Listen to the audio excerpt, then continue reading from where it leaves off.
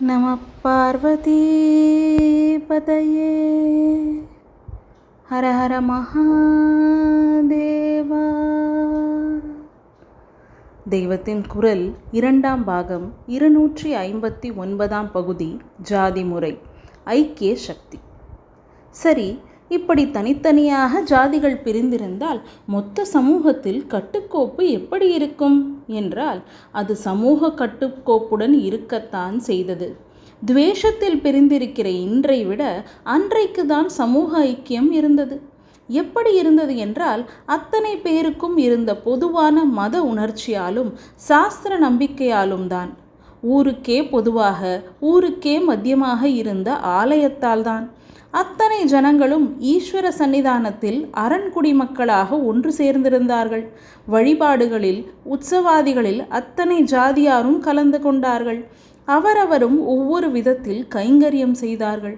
அசௌசம் ஏற்பட்டுவிட்ட ஒரு ஸ்ரௌதிகள் மேலே பட்டால் கூட ஸ்நானம் செய்தவர்களே ரதோற்சவத்தில் பஞ்சமர்களோடு தோளோடு தோள் இடித்து கொண்டு வடம் பிடித்து இழுத்தார்கள்.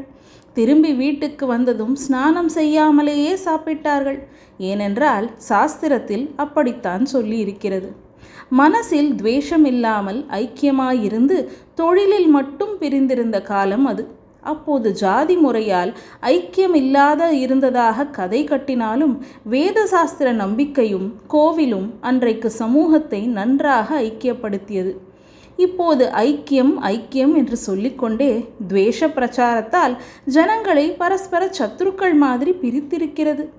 இதனால்தான் அநேகமாக இப்போதும் வேதமும் வேண்டாம், கோயிலும் வேண்டாம் என்பது ஜாதி வேண்டாம் என்பதோடு சேர்ந்திருக்கிறது. வேதம் வேண்டாம், கோயில் வேண்டாம் என்பதுதான் ரொம்பவும் உச்ச நிலையில் வேதமே சொல்வது. ஞானம் வந்த நிலையில் வேதம் வேதமே இல்லை என்று உபனிஷத்தே சொல்கிறது. அப்படி நிஜமாகவே இல்லையாக்கிக் கொள்வதற்காகவே அப்படிப்பட்ட ஞானம் வருகிற வரையில் வேதம் வேண்டும், கோயில் வேண்டும், ஜாதி வேண்டும் என்கிறது.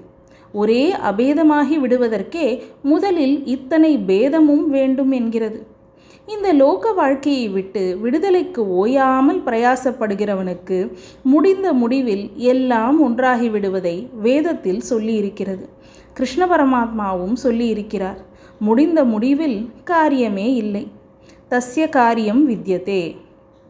காரியம், தொழில் என்று ஏற்பட்டுவிட்ட இந்த நடைமுறை லோக வாழ்க்கை விஷயத்தில் அந்த அபேத தத்துவத்தை சொல்லி இதனால் எந்த பேதமும் காரியலோகத்தில் கூடாது என்பது தப்பான வாதம்.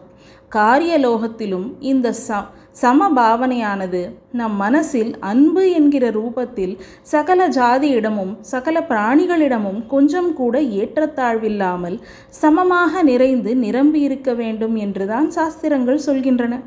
அதாவது அன்பிலேதான் அபேதம், காரியத்தில் அபேதமில்லை.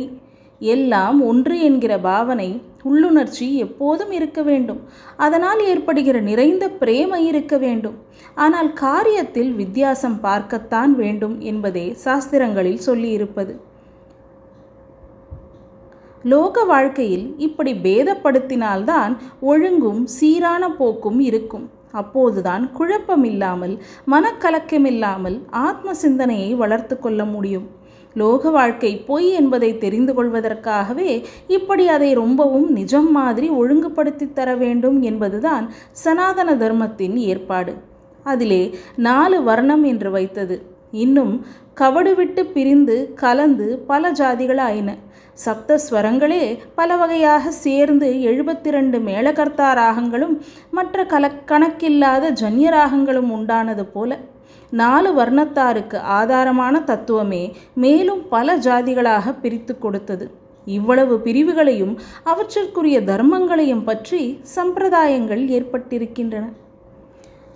நம பார்வதி பதையே ஹர ஹர மகாதேவா.